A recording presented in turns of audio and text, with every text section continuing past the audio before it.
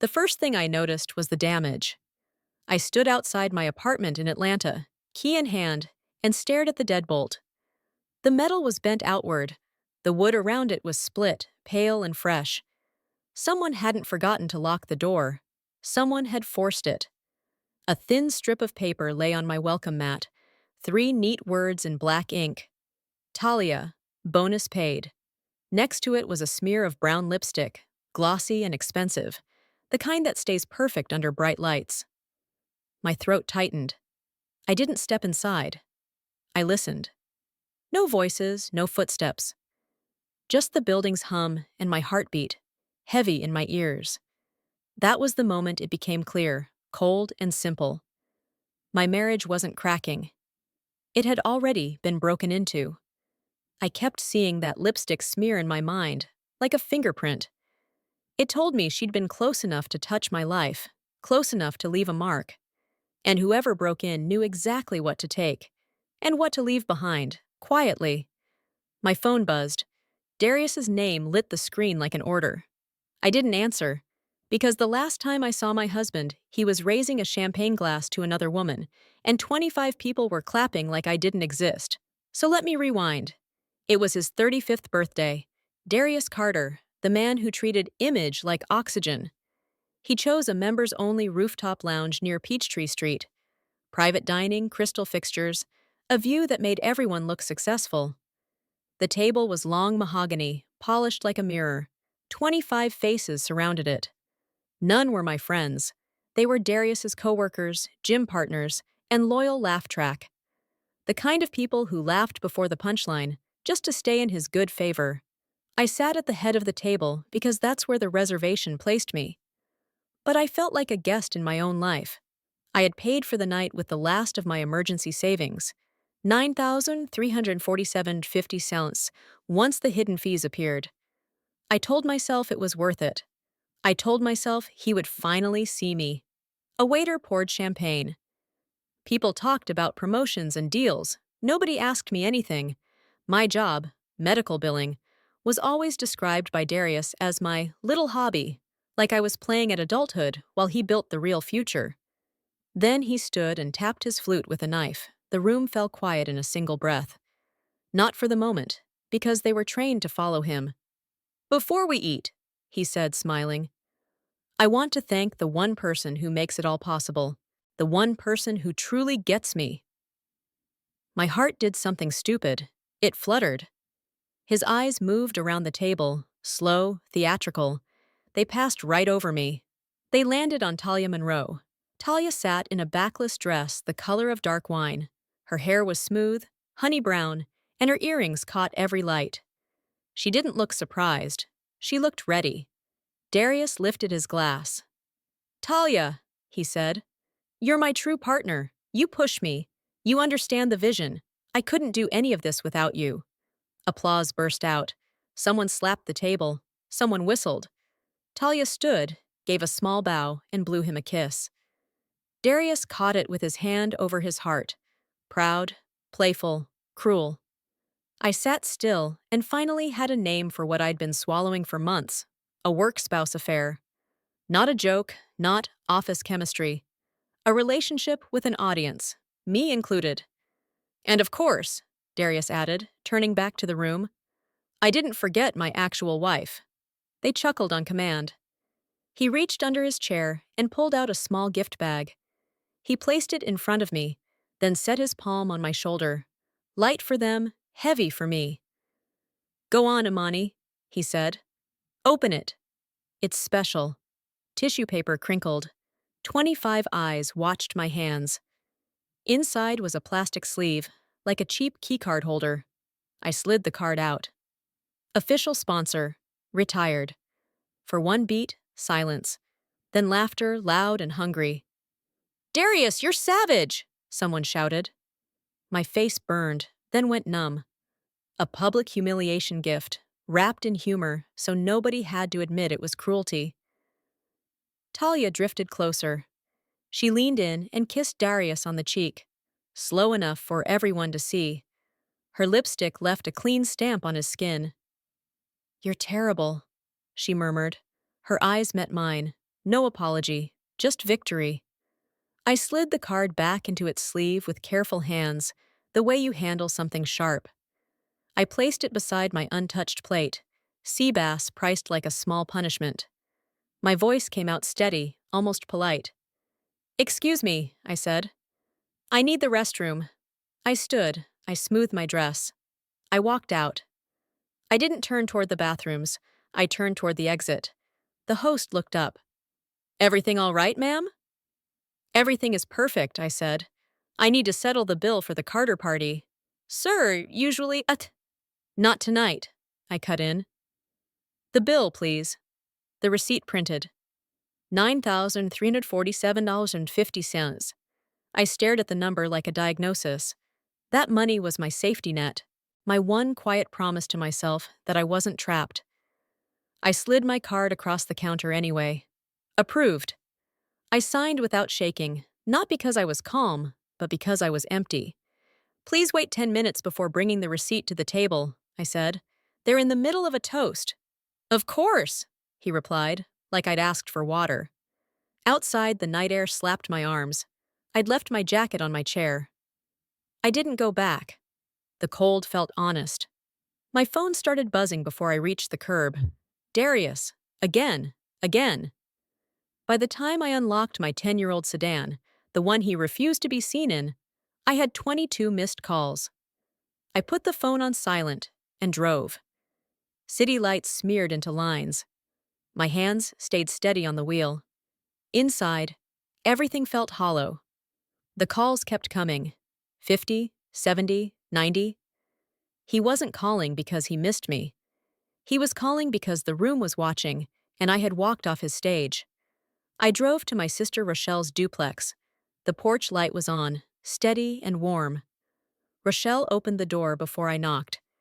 She took one look at my face, smudged mascara, blank eyes, and her breath caught. "Imani," she whispered. "What happened?" My legs folded. I sank to the entryway floor. Marcus, Rochelle's fiancé, stood up from the couch, his calm face sharpened. "Hey," he said. "Talk to us." My phone screamed on the floorboards. Darius's smiling photo flashed with every ring. Rochelle crouched beside me. Anger sat tight behind her eyes. "Answer once," she said. "On speaker." My thumb shook. I tapped green. "Where are you?" Darius's voice blasted through the room. No concern, just panic. "People are leaving. You made it weird. Come back and fix this." A woman's voice murmured in the background, calm and close. "Tell her to come back," Talia said. "We can manage the narrative." Darius tried to hush her. Too late. I stared at the wall. My voice was flat. "Fix what, Darius?" "It was a joke," he snapped. "Everybody was laughing." "A joke," I repeated. "Yes," he said, offended.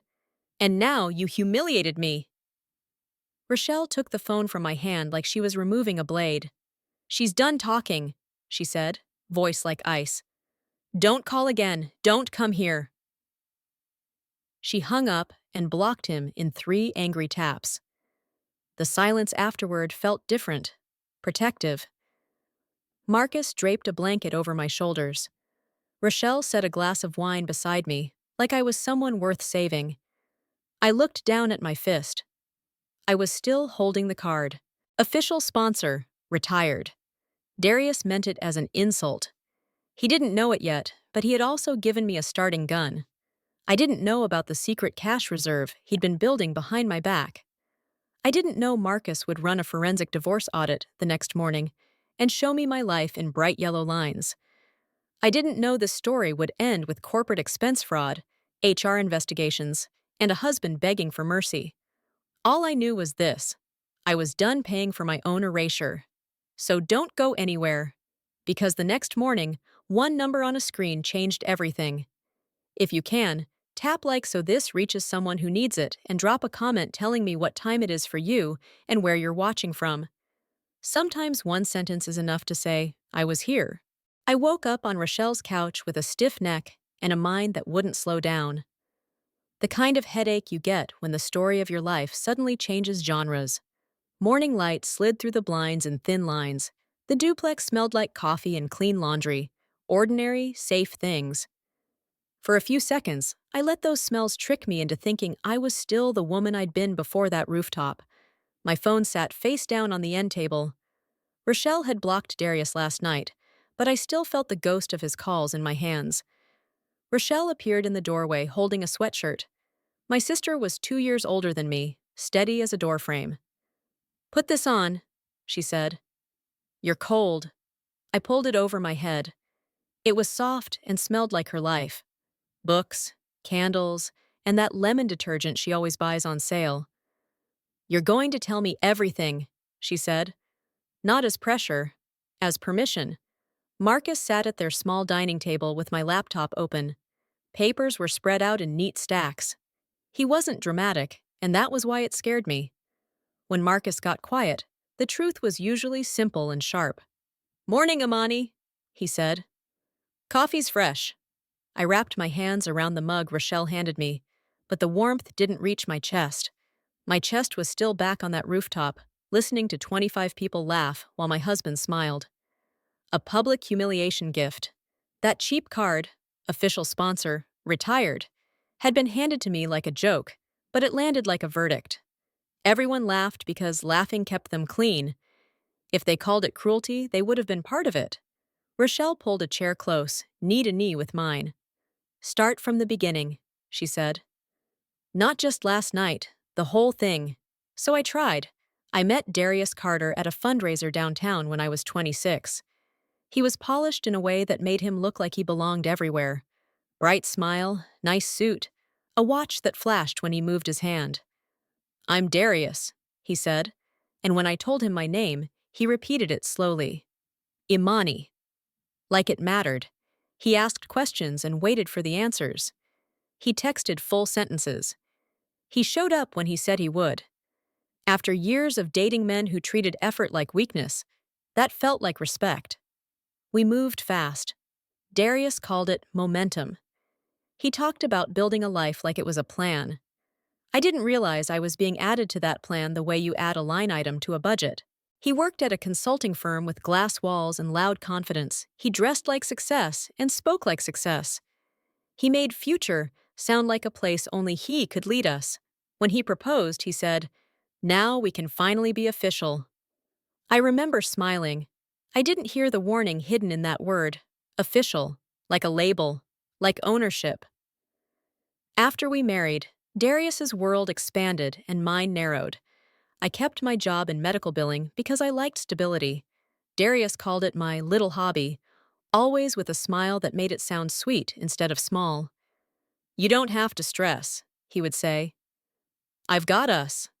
But somehow I was always the one watching the numbers, always the one making sure the rent cleared, always the one skipping little things so as big things could happen. He chose a building that looked good in photos. He chose the gym he said fit his brand. He chose dinners that were investments. If I hesitated, he didn't argue with math. He argued with my personality. "You're anxious," he'd say. "You have a scarcity mindset." The first time I laughed because it sounded like a podcast phrase. The second time I felt ashamed. The third time I stopped asking. I thought silence would keep the peace. It didn't keep peace. It kept power. Rochelle listened without interrupting. Her jaw tightened a little more with every sentence. Marcus kept his eyes on the screen, but his pen made short notes like he was pinning down patterns. "And Talia?" Rochelle asked softly. My mouth dried out. Talia Monroe entered my marriage like a harmless joke. Darius started saying her name in passing. "Talia said this. Talia thinks that." Then he started saying work spouse, like it was cute. "She's my work wife," he joked once, scrolling on his phone while I loaded the dishwasher. "Don't get jealous." I remember forcing a smile because I didn't want to be that wife. The needy one, the dramatic one, the one who couldn't handle his world.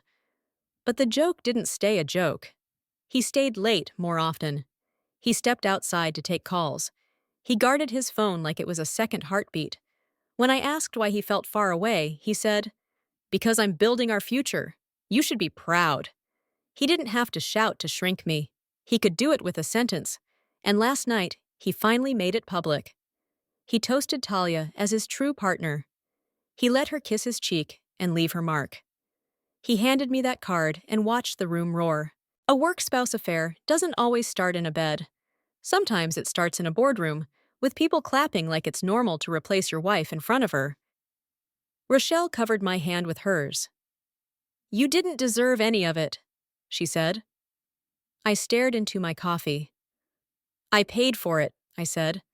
"I paid for him to erase me." Marcus cleared his throat. "Imani," he said, calm as ever. "I need you to look at something, right now." He turned the laptop toward me. A list of transactions filled the screen, neat and unforgiving. "This is the start of a forensic divorce audit," he said. "Just numbers. But numbers don't lie." My stomach tightened. Somewhere deep down, I already knew what I was about to see. I just hadn't let myself name it yet. How a public joke could be hiding something bigger, like a secret cash reserve, like lies that might even cross into corporate expense fraud. I set my mug down before my hands could shake. "Okay," I whispered, leaning closer. "Show me." Marcus didn't smile. He just clicked, and the screen shifted. In that quiet kitchen, I felt the floor of my old life begin to tilt. Marcus didn't raise his voice. He didn't need to. He just slid the laptop a little closer, so the glow of the screen lit my hands and made them look pale. "Look at the pattern," he said. On the screen was my checking account. My account, the one that got my paychecks twice a month. A list of debits marched down the page in clean black rows, each one a small bite taken out of a life I'd believed I was sharing. The first line Marcus highlighted was a car payment. $790, he said. Every month. For 3 years. I frowned, confused. "That's Darius's car." "Yes," he said, still calm. "And it's been coming out of your account, not his." The room felt suddenly too bright. I tried to speak, but my throat tightened. "He told me his payroll was—" He said his direct deposit was delayed when he switched firms. Marcus tapped the trackpad and scrolled. The same payment repeated, month after month, like a heartbeat. "You covered it," he said. "So it never became an emergency. That's why it stayed invisible." He moved to the next category. Suit subscriptions, custom shirts, shoe stores, tailoring. Numbers stacked like bricks. 400 here, 900 there. 2,000 on a day I remembered because I'd worked overtime to cover our rent. "He said it was professional," I whispered. "He said he needed to look the part." Marcus nodded once, like he'd heard the same excuse in other forms. "Here's the gym," he said. $345 a month. "That gym wouldn't even let me tour," I said, before I could stop myself. "He told me it was for people like him." Rochelle made a sound, half laugh, half growl. "People like him," she repeated. Marcus didn't look up. He clicked again. Protein powders, supplements, meal delivery, a watch payment plan. I blinked. A watch payment plan? "You remember the day you called me because your card declined for groceries?" Rochelle asked, voice tight. "You said it was a mistake." I remembered. I'd been standing in a checkout line, embarrassed, swiping again and again. Darius had texted me from a restaurant. "Just use the other card. Stop stressing me." I'd blamed myself. I always blamed myself. It was easier than believing the truth. Marcus highlighted one more set of charges. "Hotels," he said. "Not just once. Multiple." My stomach dropped.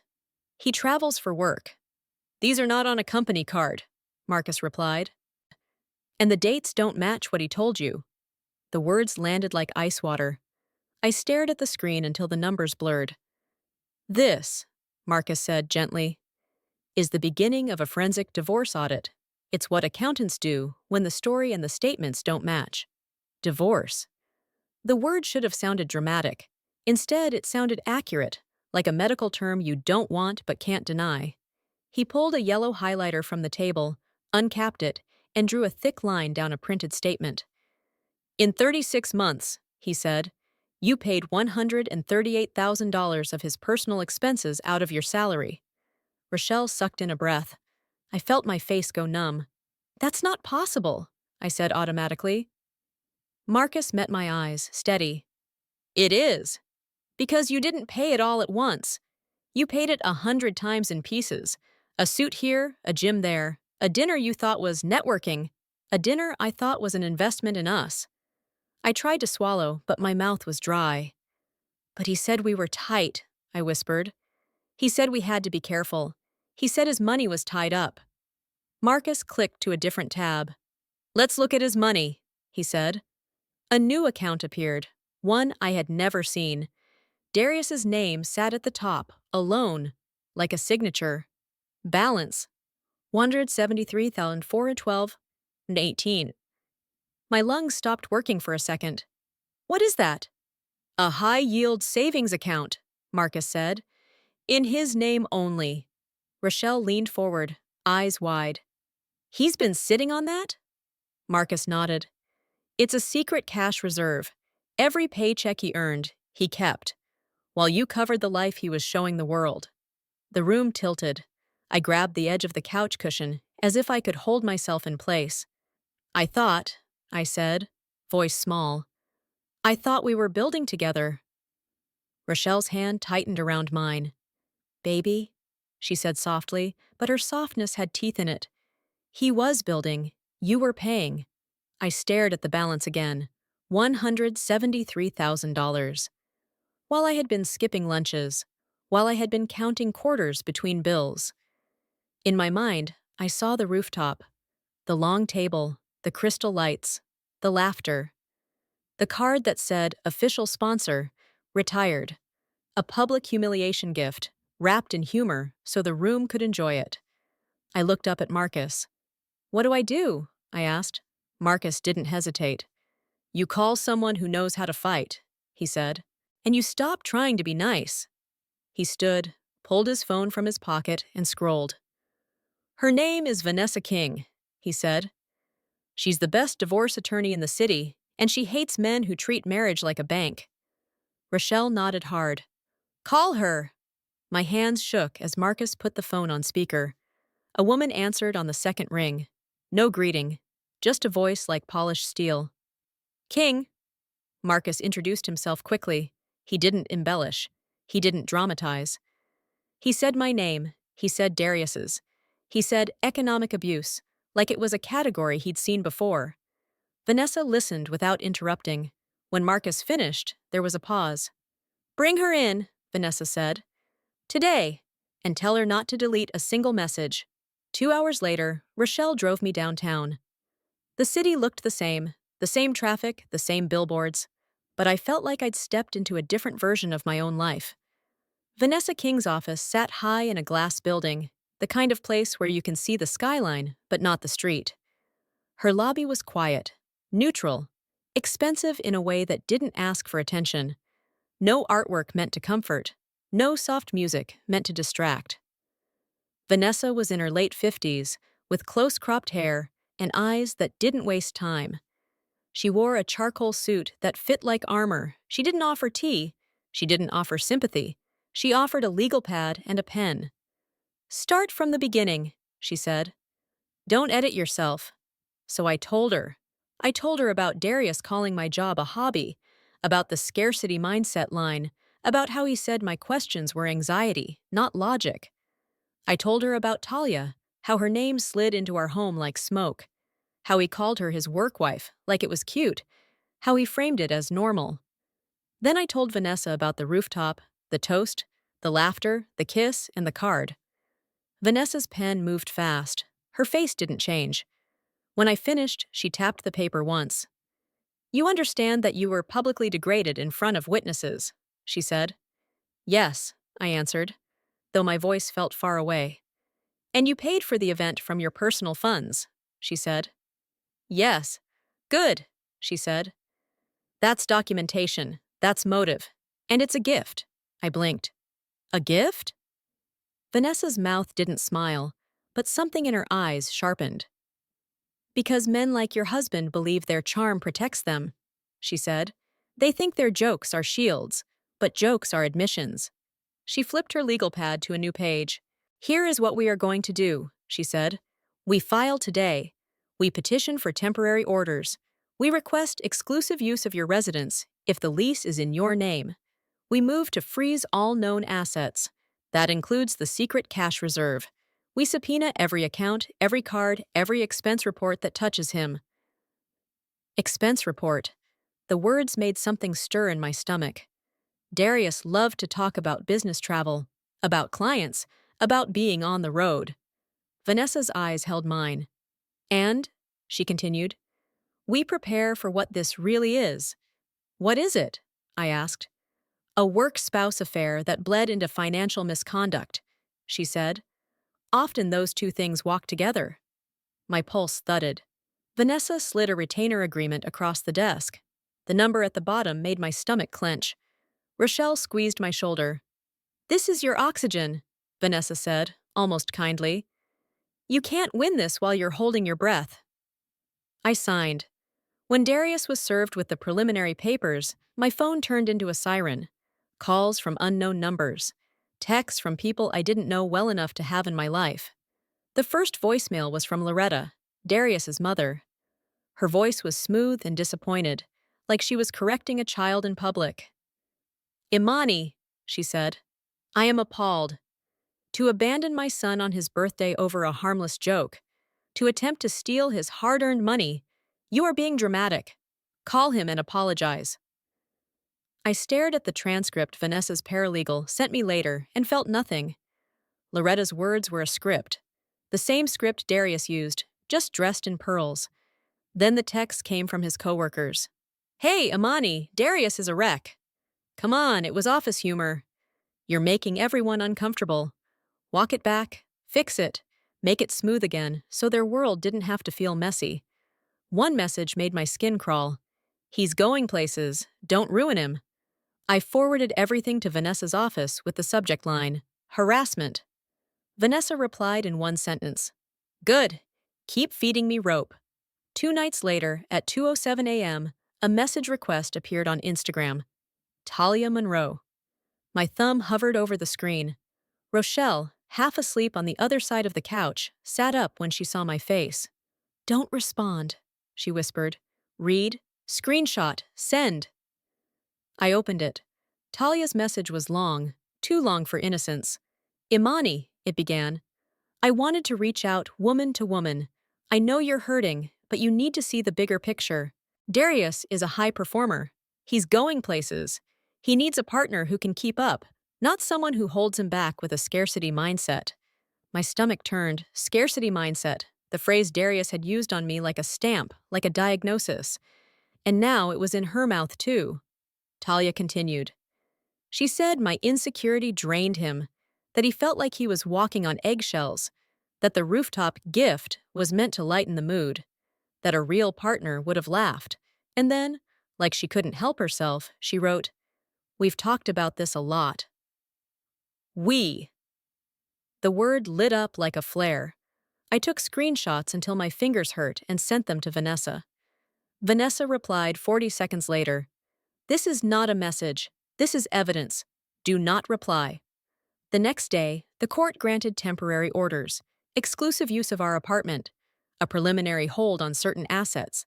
Not everything, Vanessa warned me Darius would fight, but enough to make the air shift. He will feel it, Vanessa said on the phone. And when he feels it, he will try to control you. Control. That was the real theme of our marriage. Not love, not partnership, control. Darius was at work when Rochelle drove me back to my apartment to collect documents. Vanessa gave me a 2-hour window, and she told me to move like someone who knew what she was doing, even if I didn't. The apartment looked like it had been paced in. Couch cushions displaced, drawer half open, a closet door hanging. He's been searching, Rochelle whispered. For what? I asked, though I already knew. For your courage, she said. For your proof. For anything that makes you dangerous.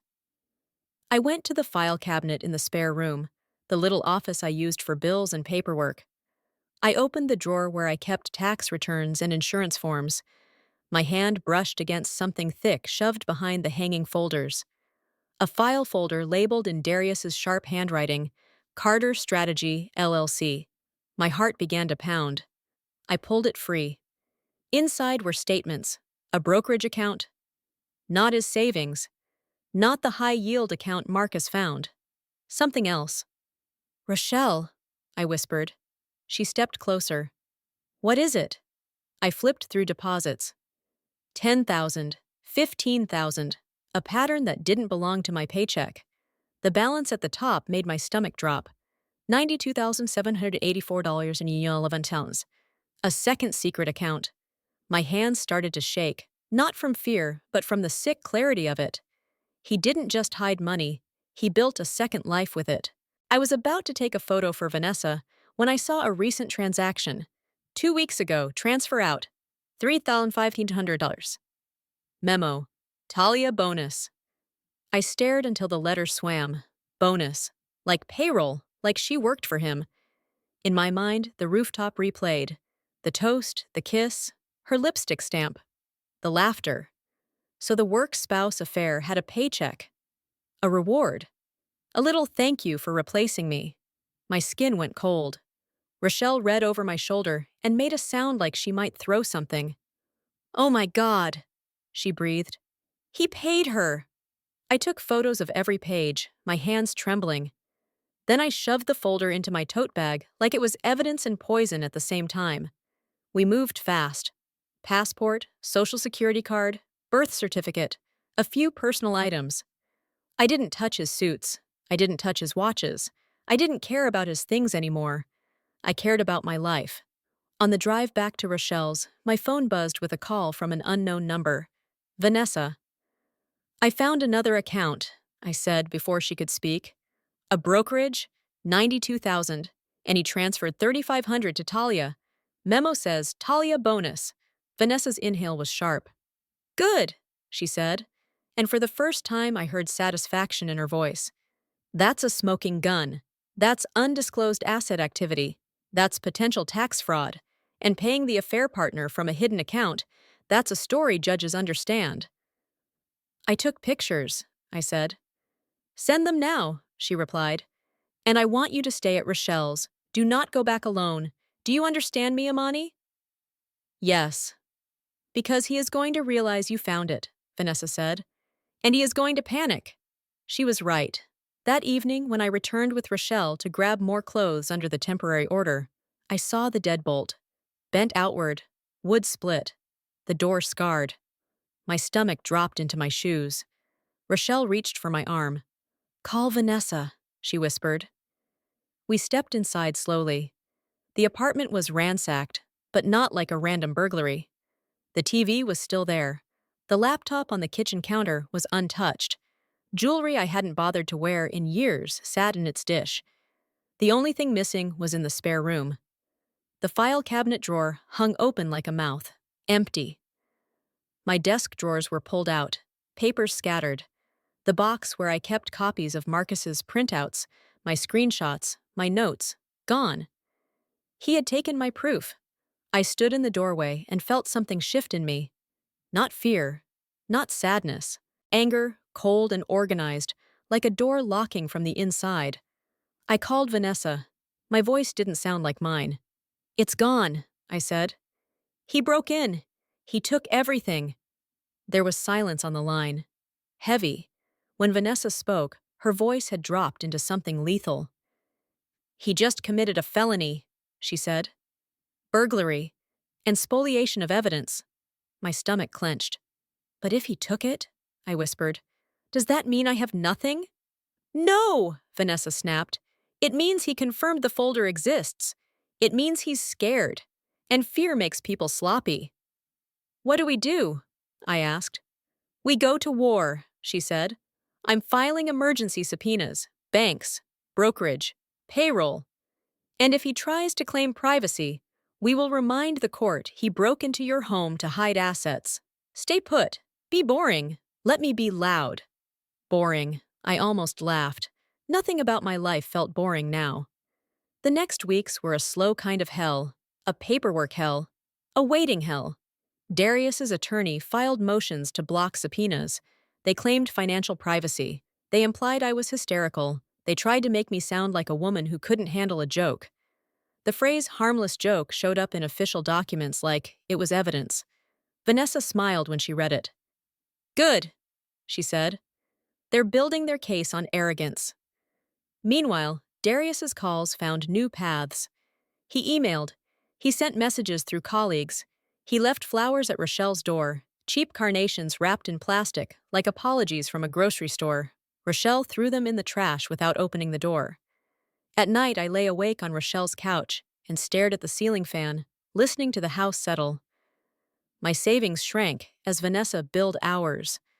I watched numbers drain away and felt sick because it wasn't just money. It was time. It was breath. It was my ability to start again. One afternoon, after another motion from Darius's lawyer arrived, I opened my laptop and stared at a blank screen. Rochelle sat beside me. You keep pacing, she said. You keep replaying it. You need somewhere for it to go. Where? I asked. Rochelle's eyes flicked to the laptop. There, she said.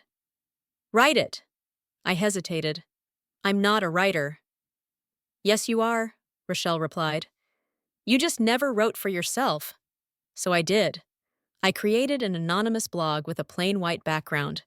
No photos, no names, no location. Just a title. The price of admission. I wrote about the small things first, because small things are how abuse hides. I wrote about the imported smoothie powder that cost $50 when I had $47 in my account.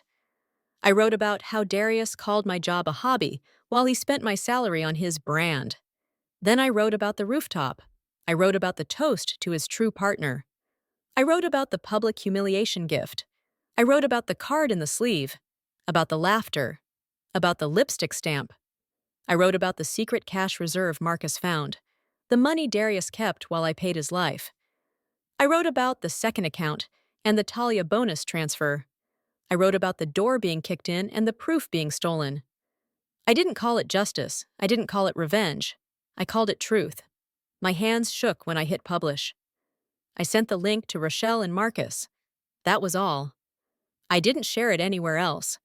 By the next morning, the post had 1,000 shares. By noon, 10,000. Women commented with their own stories about paying for degrees, paying for addictions, paying for dreams that turned into other women's lives. Men commented too, some angry, some ashamed, some grateful they'd learned something before they hurt someone. I sat at Rochelle's kitchen table and watched the numbers climb, feeling like I was looking at a storm radar. Vanessa called that afternoon. I read it, she said. I held my breath, expecting her to scold me. Instead, she said, It's careful, it's powerful, and it's making him sweat. I didn't use names, I said quickly. I know, Vanessa replied, but people recognize patterns, and patterns scare institutions. Institutions. 2 days later, a confidential email landed in Vanessa's inbox from a contact at Darius's firm. An internal review had been opened. Not about my blog officially, about possible misconduct and expense irregularities. Someone had forwarded the post to HR and the ethics department, and the firm, protecting itself, had started to look. Vanessa's voice was low with satisfaction. This, she said, is where corporate expense fraud shows up. Affairs cost money. People get lazy. They try to hide personal trips as client development. A chill ran through me. I pictured Darius in hotel rooms, charging meals, booking flights. I pictured Talia in those rooms too, smiling like she belonged there. Do we have proof? I asked. Not yet, Vanessa said. But we will. Vanessa decided it was time to turn pressure into spectacle. Your husband has a partners meeting at 10 a.m. on Friday, she told me. How do you know? I asked. I know everything, she said, and I could hear the grin she refused to show in person. I hired a process server named Mrs. Hargrove. She's 70, wears floral cardigans, and looks like she bakes cookies for the whole neighborhood. I couldn't help it. I laughed once, short and surprised. She'll walk in holding a pastry box, Vanessa continued. Security will wave her through because nobody suspects a grandmother, and she'll serve him in front of 12 senior partners. My stomach flipped. Is that safe? It's legal, Vanessa said. And it's theater. Men like Darius live on theater. Let's change the script. By the time I stepped out of the coffee shop, Kendrick's thumb drive felt like a hot coal in my pocket. Downtown Atlanta kept moving. Cars, conversations, espresso machines, like nothing had happened.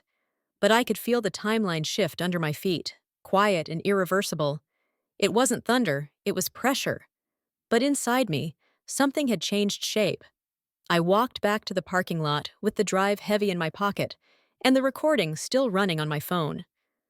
Rochelle's car was parked at the far end, angled so she could see the entrance. When I opened the passenger door, she didn't ask questions. She just looked at my face and knew. "What happened?" she said. I pulled the thumb drive out and set it in her palm. "Kendrick," I said. "He brought receipts." Rochelle stared at the small black stick like it was a weapon. "Of course he did," she murmured. "A carder always brings something when they're trying to buy their way out." I nodded, and we drove home in silence, the kind that isn't empty. It's loaded, waiting to go off. That night, Marcus plugged the drive into his laptop, but he didn't open anything. He looked at me first, careful. "Are you sure you want to see it?" he asked. I swallowed. My body wanted to say no. My mind said yes. "Open it," I told him. The files were organized like a person who believed order made them innocent. Spreadsheets, PDFs, scanned receipts, travel itineraries, photos of hotel bills with neatly typed categories, client development, market research, team building, team building. That phrase sat in my chest like a stone. Marcus scrolled, his face tightening just once, almost imperceptibly. "This is exactly what Vanessa meant," he said quietly. "Corporate expense fraud. It's not sloppy. It's patterned." The dates matched the gaps in my own memory. The weekends Darius claimed were last-minute trips. The nights he said he was with clients. The hotels were real. The restaurants were the kind of places where a single bottle of wine could equal my electric bill. There were 2 plane tickets on one itinerary, 2 seats, 2 names. Darius Carter and Talia Monroe. My stomach rolled. The room felt suddenly smaller. Rochelle reached for my hand. "Look at me," she said. "Breathe," I did. In and out, slow. I didn't cry, not yet. Tears felt too soft for what I was becoming. Marcus saved copies in 3 different places and printed a cover sheet, the way he would for taxes. Calm, thorough, almost tender in its precision. "That's your second layer of insurance," he said. "A second forensic divorce audit, but this time of his professional life. He can steal folders. He can't steal a cloud and a timestamp." I nodded, grateful, and sick with the knowledge that my marriage had turned into a data management problem. Vanessa called the next morning. She didn't ask how I slept. She asked, "Do you have the drive?" "Yes," I said. "Good," she replied. "Do not give it to anyone else. Bring it to my office. And Amani, listen to me. Your blog made him visible. Now this makes him vulnerable." At Vanessa's office, she reviewed Kendrick's files without expression, flipping through them the way you flip through a deck of cards. Fast, clean, certain. When she reached the Miami receipts, she finally paused. A spa charge, 2 massages, a couples package. Vanessa set the page down and looked at me. "Do you know what this is?" she asked. "Disgusting," I said. "It's leverage," she corrected. "And it's something your husband's firm cannot ignore. No company wants to explain why client funds paid for a couples massage during a business trip." I stared at the paper and felt the cold rise again. The same cold I'd felt on the rooftop when he toasted her. The same cold I'd felt at my broken door. Vanessa slid the papers into a folder. "We're going to do this in 2 directions," she said. "Court and company. In court, we keep hammering the hidden accounts and the burglary. At the firm, we present a clean summary, dates, amounts, and policy violations. Institutions don't care about pain. They care about liability," she paused, then added, But judges do care about pain when it's documented as behavior.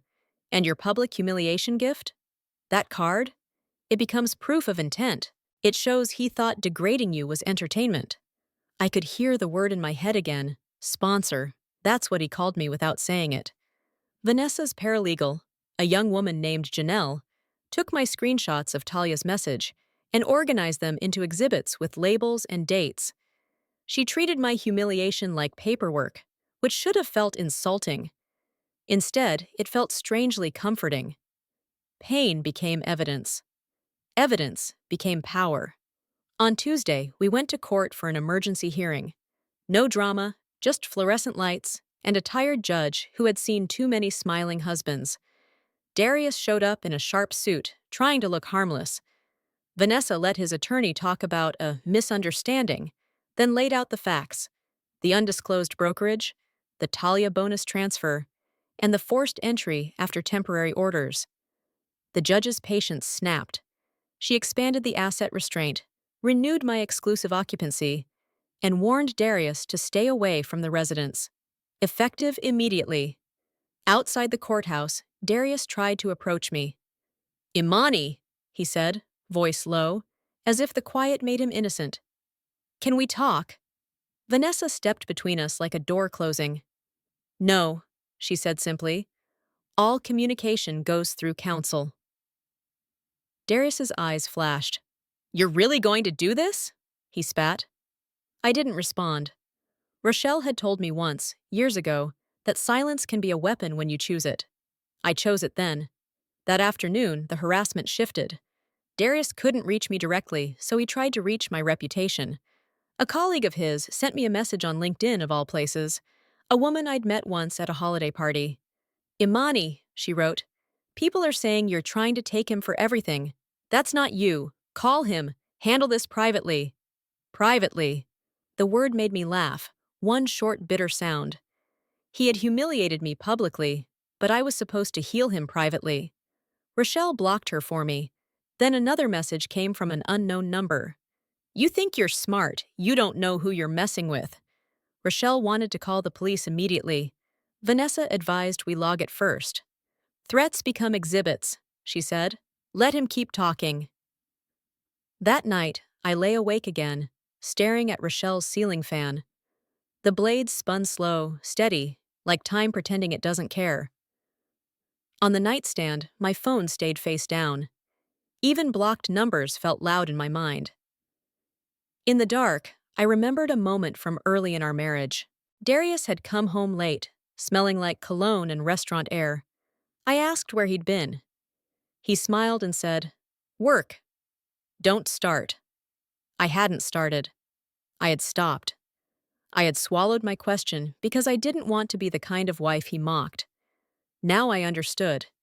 He wasn't afraid of my questions because they were unfair. He was afraid because they were accurate.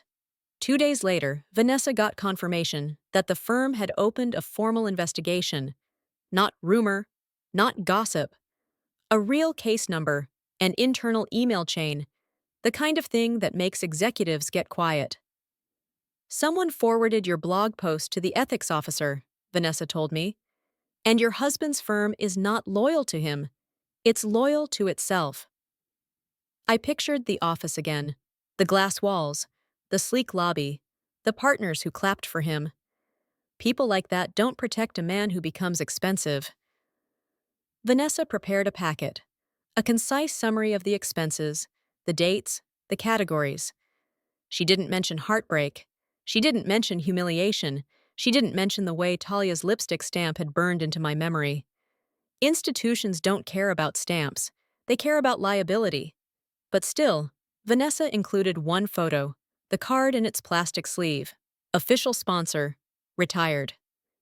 "This," she said, tapping the page, "shows attitude. It shows intent. It's not the central piece, but it tells a story the numbers support." I watched her work and realized Vanessa wasn't just a lawyer. She was an editor. She was taking the mess of my life and turning it into a narrative that powerful people couldn't ignore.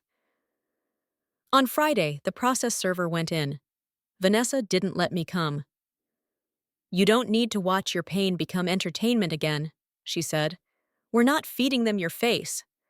So I waited at Rochelle's kitchen table, coffee going cold in my hands, my eyes locked on the clock. 10:12, 10:13, 10:14. At 10:15, Vanessa called. It's done, she said. I held my breath, and she told me the story the way you tell a legend. Clean details, sharp edges. Mrs. Hargrove in her floral cardigan, the empty pastry box, Darius standing at the screen mid-slide, still believing he controlled the room. Then the words, summons, divorce, asset restraint. Vanessa paused for effect. She didn't call it effect, but I heard it anyway. And she looked right at Talia, Vanessa said softly, and told her to tell the truth when the subpoena comes. My hands shook. I set the phone down, not because I was weak, but because the moment felt heavy. Rochelle exhaled like she'd been holding her breath too. Good, she said. Let them feel it. For the rest of the day, I tried to do normal things. I folded laundry, I washed dishes, I answered a work email. But my mind kept returning to that boardroom, to the sudden shift from applause to silence. That night, my blog post surged again, as if the internet could smell a turning tide. The comments changed too. At first, women had said, I'm so sorry. Now they said, don't back down. They said, document everything. They said, I'm 49 and I wish I'd left sooner. People over 45 don't always want drama. They want clarity. They want a map out of confusion. They want a story where the lesson is hard but usable. I read comment after comment and felt my anger solidify into something cleaner. Purpose. The next morning, Vanessa called with a warning. Your husband is going to try to charm his way out of the firm investigation, she said. He may also try to scare you into silence. Stay with Rochelle, and if he shows up, do not engage. Record, then call me. Okay, I said, though my stomach clenched. That afternoon, I got an email from Loretta again. This one wasn't disappointed. It was venomous. You are destroying my son, she wrote. You are embarrassing our family. Do you think anyone will want you after this? I stared at the screen and felt a strange pity. Loretta had spent her life believing a man's image was worth more than a woman's peace.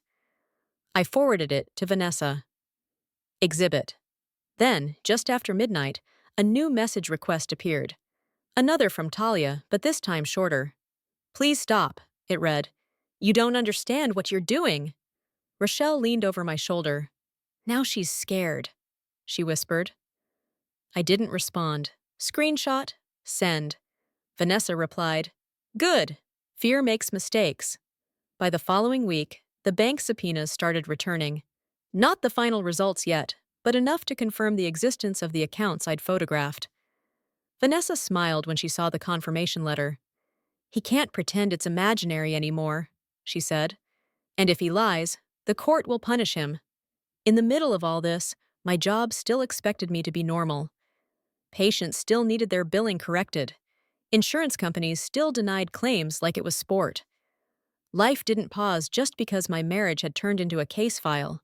Some mornings, I sat in my office, staring at a denial code, and felt the absurdity of it. I was arguing with an insurance adjuster about a $200 lab fee, while my husband hid tens of thousands in secret accounts and paid a bonus to his mistress like she was an employee. It wasn't just betrayal. It was a system, a business model. On Wednesday evening, Rochelle and I went for a walk around the block, just to breathe air that wasn't thick with paperwork. The neighborhood was quiet. Porch lights glowed. A dog barked in the distance. Rochelle kept glancing behind us. What? I asked. I don't like how quiet he's been, she said. Men like him don't go quiet. They plan. As if to prove her right, headlights rolled slowly down the street and stopped 2 houses away. The engine stayed running. The car didn't pull into a driveway. My skin tightened. Rochelle grabbed my elbow. Inside, she murmured. We walked quickly up the steps. I didn't look back until we were behind the glass of the front door. From there, through the curtains, I saw the outline of a man in the driver's seat, hands on the wheel, face turned toward the house like he was watching a stage. My phone buzzed once. Unknown number. A single text appeared. I just want to talk. Rochelle's voice was low. That's him. I stared at the glowing screen and felt the old instinct rise. The instinct to smooth things over, to explain, to soothe the monster so it wouldn't bite. Then I remembered the rooftop, the laughter, the card. Official sponsor, retired. I remembered the broken deadbolt, the stolen proof. I remembered Talia's message. We've talked about this a lot. I set the phone down on the table and opened my camera app instead. Outside, the headlights clicked off. The car door opened. A shadow moved toward the porch. Rochelle's hand tightened around mine. And in that quiet house, under that steady porch light, I understood something with perfect clarity. This wasn't over. Not yet. The porch light didn't flicker. It stayed steady, bright enough to make every movement outside look deliberate. Rochelle kept the front door locked and the chain on. She didn't say a word, just lifted her chin toward me the way she always did when she wanted me to remember who I was before I got quiet for a man. The shadow on the porch shifted, and then I heard his voice through the screen door, soft, practiced, almost polite.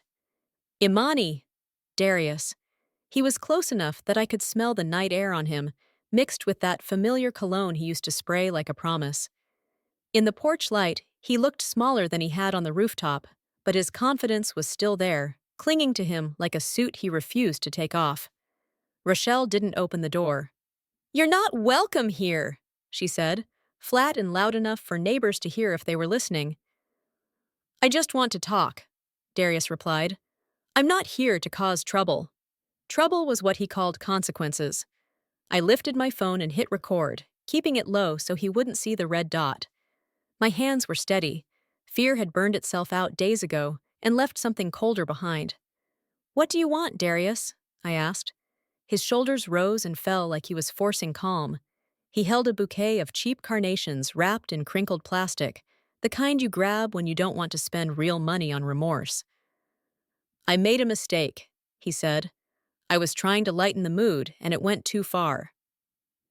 There it was again, mood, like my humiliation had been background music. A mistake, I repeated, my voice even. He nodded too fast, relieved I wasn't shouting. A joke, a stupid joke. I let a full second pass. Then I said, was it a joke when you toasted Talia as your true partner? His jaw tightened. Imani, don't do this here. Do what? I asked. Say the part out loud? Rochelle's hand gripped the edge of the doorframe. She was ready to fight him with her bare hands. I gave her a tiny shake of my head. Not yet. Darius took a small step closer, as if distance had ever been the problem. Everybody was drinking, he said. People were laughing. You took it personally. It was personal, I said. You handed me a public humiliation gift and watched them laugh. His face twitched. The phrase landed. It wasn't office humor anymore. It was cruelty with a receipt. He tried to smile, but it didn't reach his eyes. That card was a joke, he insisted. Rochelle's voice cut in, clean and sharp. You don't joke about retiring your wife. Darius looked past her at me like she was furniture. You're letting her stir you up, he said. That was one of his oldest tricks, turning the person protecting me into the problem. I kept my gaze on him. You told me my job was a hobby, I said calmly. But you let my hobby pay for your life. His lips parted, and for a moment he didn't have a line. Then he recovered. I provide, he said. I've always provided. So why did Marcus find your secret cash reserve? I asked. Why were you sitting on $173,000 while I paid your car and your gym and your suits? His face went still, like a camera shutter clicking. Darius swallowed. You went through my accounts? I looked at what you hid, I said. And what you built while I covered the bills. His voice sharpened. That money is mine. It was built during our marriage, I replied. While you had me believing we were tight. That's not yours alone. His confidence changed shape. The charm melted. What remained was entitlement. You don't understand how this works, he said. You're emotional. You're listening to people who want to ruin me. I almost smiled. Emotional. He still wanted me in the small box, the one where my questions were anxiety and his lies were strategy. I tilted my head. Did you understand how it works when you kicked in my deadbolt and stole my evidence? His eyes widened for a fraction of a second. Then he shook his head hard. I didn't. You did, I cut in, quiet. Vanessa called it burglary, spoliation of evidence, a felony. You weren't trying to talk. You were trying to erase. The word erase hung in the air, heavier than the flowers. Darius's hands tightened around the carnations. The plastic crinkled like a warning. Imani, he said, dropping his voice into something almost intimate. Please. You don't want this. You're not built for this kind of fight. It was the same insult dressed in concern. The same message Talia had typed to me at 2 a.m., like advice. I kept my phone recording and my voice steady. What about the brokerage account? I asked. The one you didn't disclose. The one that paid Talia a bonus. He went pale so fast it looked like the porch light drained him. The... What? He stammered. You heard me, I said. The transfer memo said Talia bonus. Like you were her employer.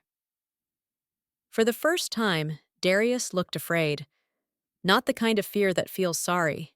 The kind that calculates exits. How did you... He started. I found the folder, I said, before you broke in and took it. His shoulders sagged.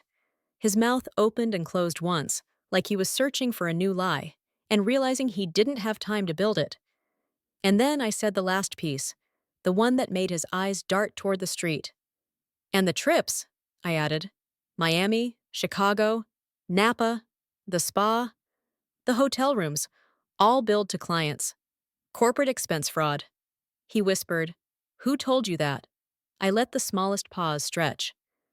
Your brother, I said. Kendrick. The name hit him like a slap. Darius's chest rose and fell fast. The man who loved being watched suddenly looked like he wanted to disappear. You're destroying my life, he said, voice cracking. But the crack felt strategic, like he was trying to pull my heart back into the old role. I stepped closer to the door, chain still on, my face inches from the screen. I spoke slowly so my words would be clear on the recording. No, I said. You built your life on my money and my silence. I just stopped paying for it.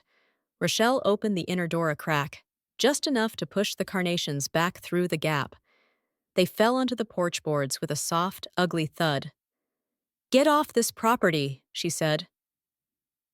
Now, or I call the police. Darius stared at the flowers on the ground. For a second, his face looked like it might crack into something human. Then it hardened again. He backed down the steps, eyes still on me. You'll regret this, he murmured, the threat thin. I didn't blink. Leave, I said. He turned and walked fast to his car, shoulders hunched, like a man fleeing a spotlight. When the engine faded and the street returned to quiet, my knees finally remembered they were tired. Rochelle pressed her forehead to mine for 1 second. You did good, she whispered, voice shaking. Marcus appeared from the hallway, phone in hand. He'd been on standby, ready to dial 911. His eyes flicked to my phone. Did you get it? He asked. I held it up. All of it, I said. 10 minutes later, I emailed the recording to Vanessa with one word in the subject line. Admission. Vanessa called back almost immediately. That audio changes the texture of this case, she said. He didn't deny the hidden accounts once he realized you knew. He panicked. Panic is truthful. I thought about the rooftop, about the toast, the kiss, the laugh track around the table. The work-spouse affair had been staged like a victory lap. Now it sounded like a crime scene. The next 48 hours fell in order. Vanessa sent a formal packet to Darius's firm. Clean, concise, numbers first. No heartbreak, no adjectives, just dates and dollars and policy sections. The corporate language was colder than my anger, and that was the point. Marcus built the binder that held everything together: tabs, page numbers, exhibits. He called it the second phase of the forensic divorce audit, and the way he said it made it sound like a storm checklist: flashlight, batteries, water, proof. Truth needs labels, he told me, or liars will rename it. By Sunday night, Vanessa had confirmation the firm's investigation had escalated from a review to a full misconduct case. She didn't sound surprised. Institutions don't protect people, she said. They protect themselves. On Monday morning, Vanessa called again, and this time her voice held something that felt like closure. He's been terminated, she said. For cause: misuse of company funds. The word fraud is in their internal summary. My body sat down before my mind did. I ended up on Rochelle's kitchen floor, staring at the pattern in the linoleum like it was the only stable thing left.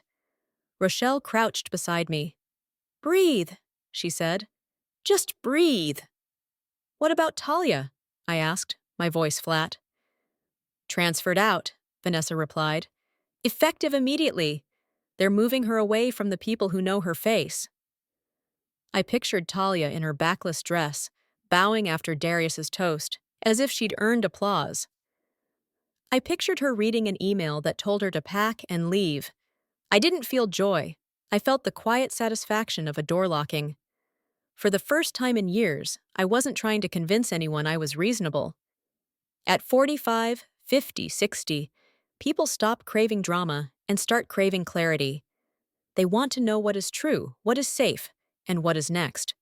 I finally wanted the same things, and they want it in plain language. Vanessa kept going. "His attorney has called my office 11 times today. They want to settle." "Are we pressing charges?" I asked, thinking of the broken deadbolt, the stolen folder, the months of being called dramatic for telling the truth. "We don't have to," Vanessa said. "The threat is enough. He's terrified you'll cooperate with law enforcement or the IRS if he drags this out. He's coming to the table with his head down." That afternoon, Darius's lawyer sent a letter that began with the kind of polite nonsense people use when they're bleeding. "My client is prepared to be generous." Rochelle read it and laughed, sharp and humorless. "Generous with what he hid," she said. Marcus tapped the binder. "They always call it generosity when it's really damage control," he said. Vanessa scheduled mediation for 6 months out, the earliest slot that gave her time to complete subpoenas, verify balances, and trap every loose thread inside paper. "We're not rushing into a deal," she told me. "We're building a cage." In the weeks that followed, Darius tried every route back to control. He sent emails that sounded like self-help quotes. "We can heal." "Let's rebuild." "This isn't you." Loretta sent messages that sounded like sermons. "Marriage is sacred." "You're embarrassing us." "God will judge you." Talia sent nothing, not once. That silence was its own confession. Then, one evening, a text came from an unknown number. 3 words. "I miss you." It wasn't missing. It was hunger. He missed the version of me that paid quietly. I forwarded it to Vanessa. She turned it into another exhibit without comment. Around that time, the bank responses started landing. Confirmation letters, account numbers, transfer histories, a paper trail that didn't care about charm. Vanessa called and said, "He can't pretend the accounts don't exist anymore." And for the first time, I believed her. One late afternoon, my mother, Denise, called. I hadn't spoken to her in weeks. Not because I didn't love her, but because I didn't want to admit I'd lost myself. When I told her the simplest truth, he cheated, he hid money, he humiliated me, she didn't gasp. She didn't ask why I stayed. Her voice went quiet, like she was walking back through her own past. "Baby," she said, "men like that don't start with a blow. They start with a shrug. They teach you to disappear slowly." I closed my eyes. "I did," I whispered. "I know," she said. "Now don't disappear anymore." That was all. No lecture, no pity, just a hand on my back through the phone line. By the end of summer, the firm's investigation was final. Vanessa received a summary through Kendrick's cooperation. The language was blunt. corporate expense fraud tied to personal travel and improper client billing, the kind of wording that makes a resume radioactive. Darius, suddenly unemployed and publicly messy, tried to cling to Talia like a lifeline. But people who worship ambition don't stay for ruins. Vanessa called one evening with a quiet update. Talia left him, she said. Rochelle exhaled like she'd been waiting for it. Of course she did! I didn't celebrate. I just understood. Talia hadn't loved him. She'd loved the story he sold. When the story collapsed, she stepped off the stage. A week later, Vanessa asked me to come into her office. She placed a thick binder in front of me. Tabbed, numbered, immaculate. It looked almost peaceful, like order had finally arrived. Here's what we have, she said. Hidden assets, a documented secret cash reserve, proof of a work-spouse affair with payments, evidence of corporate expense fraud, audio from the night he tried to intimidate you, and a burglary that shows he attempted to destroy evidence. She slid a second, thinner folder toward me. And here's what we want, she said. I read the demands. They weren't fantasy, they weren't cruelty. They were math, restitution in black ink. Vanessa met my eyes. This isn't revenge, she said. This is restitution. Restitution, a word that felt older than anger, deeper than pride. When I left her office, the street looked ordinary again. Cars, sidewalks, people carrying groceries, the city continuing without my permission. But inside me, something had closed. Not my heart, a door. The door that used to swing open every time Darius said, "It was a joke." Now the only door left open was the one leading forward. 6 months after the rooftop, I walked into the mediation building with a folder under my arm and a steadiness I didn't recognize. Atlanta was already warm that morning. I wore a simple navy suit I bought with my own money, just a choice I didn't have to justify. Rochelle drove me, but she waited downstairs. This part was mine. Vanessa King met me in the hallway. She didn't hug me. She just said, "Remember, you're not asking, you're collecting." Inside, Darius sat with his attorney. He'd lost weight. His suit hung wrong on his shoulders. He avoided my eyes, but I could feel him watching me, hoping the glass wouldn't break. His attorney began with polite confidence. My client is prepared to be generous. Mrs. Carter may keep her personal belongings and her vehicle. Mr. Carter will assume the lease and retain his savings, which he earned. Vanessa didn't touch the paper. She slid a thick binder across the table. This is the forensic divorce audit, she said. It documents $138,000 of Mr. Carter's personal expenses paid from my client's income. Car, gym, wardrobe, travel, networking. Darius's attorney blinked and flipped pages too fast. Vanessa placed a second binder beside the first. These are the statements from the undisclosed brokerage account, she continued. The one he tried to hide. The one he used to pay his affair partner a bonus. Darius's throat bobbed. His attorney's face tightened. Vanessa added a third, thinner folder. And these are the expense reports, she said. The corporate expense fraud that led to termination for cause. Miami, Chicago, Napa. Client funds used for personal travel, spa charges, hotels. 2 tickets, 2 names. The room went quiet in a way that felt final. Darius's attorney looked at him, stunned. "You didn't tell me about this," he whispered. Darius stared at the tabletop, jaw clenched. Vanessa folded her hands. "My client also has a growing platform," she said. "If we don't settle today, we are prepared to explore every legal avenue available, including the burglary and the tax implications of that secret cash reserve." I watched Darius flinch. It wasn't the money that scared him most anymore. It was visibility. His attorney stood. "We need a moment," he said, and pulled Darius into the hallway. Through the wall, I heard muffled voices, anger and panic, the sound of someone realizing they'd been lied to by their own client. I sat still and felt nothing like triumph. I felt clean. When they returned, Darius's attorney looked exhausted. "What are your terms?" he asked. Vanessa slid our proposal forward. It wasn't dramatic. It was math. I would receive full ownership of the hidden brokerage funds. I would receive a substantial portion of the marital savings, money built while I was paying his bills. Darius would provide a fixed period of spousal support, and he would assume the marital debt he had created while calling me anxious for buying groceries. Darius's hand shook as he signed. His pen slipped once, leaving a long black streak across the last page. I stood. He stayed seated. "Darius," I said. He looked up. His eyes were empty. "That card you gave me," I said softly. "The one that said I was retired. Was the laugh worth it?" He didn't answer. His attorney touched his elbow, and Darius left without saying goodbye. Outside, I called Rochelle. "It's done," I said. She exhaled into the phone like she'd been holding her breath for half a year. "Come downstairs," she said. "I'm taking you to lunch. A real lunch." Lunch was a sandwich and soup at a small place Rochelle loved. Nothing fancy, and that was the point. I tasted food again. I tasted air. Vanessa sent the signed settlement PDF that night. I read it twice, slow, like a person reading a map out of a forest. Each line was plain: what I kept, what he owed, what he could never touch again. For the first time, the numbers worked for me instead of against me. A week later, an email arrived from a literary agent named Sheila Brooks.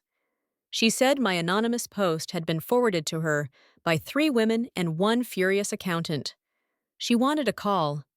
When we spoke, she didn't ask me to soften the story. She asked me to sharpen it. "People need language for what happened to them," she said. "Not just cheating, systems, receipts." I hung up and realized something. My pain had become proof, and proof could become a warning sign for someone else. That mattered more than revenge. 3 months later, Darius knocked on my new apartment door. It was a small 1-bedroom with bright windows and quiet neighbors. I opened the door with the chain still on. He looked like a man who had run out of mirrors. "Imani," he said, voice raw. "Talia left." I didn't blink. "Okay," he swallowed. She said I wasn't ambitious anymore. She said the story changed." The story? That was what their work-spouse affair had always been. When he fell, she stepped away like she'd never been there. "Are you happy now?" he asked. "You ruined me." A calm settled in my chest, heavy and certain. "You weren't ruined," I said. "You were exposed. I didn't destroy your life. I just stopped paying for it." I closed the door. A year after the rooftop, Rochelle married Marcus under string lights and honest laughter. I stood beside her and spoke into the quiet. "True partnership," I said, raising my glass, "is not one person shrinking so the other can grow. It's building side by side, with respect you can feel in the small moments."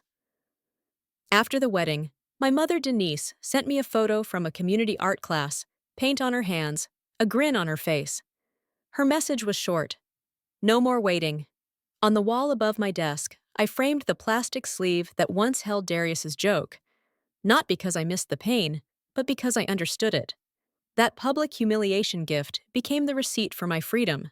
If you're still here with me, thank you for sitting through the hard parts. If this story resonated, please hit like so it finds the person who needs it, subscribe for more real-life drama stories, and leave a comment. Tell me what time it is, where you're watching, and where you're watching from. Then tap the end screen to keep going. There's another story waiting.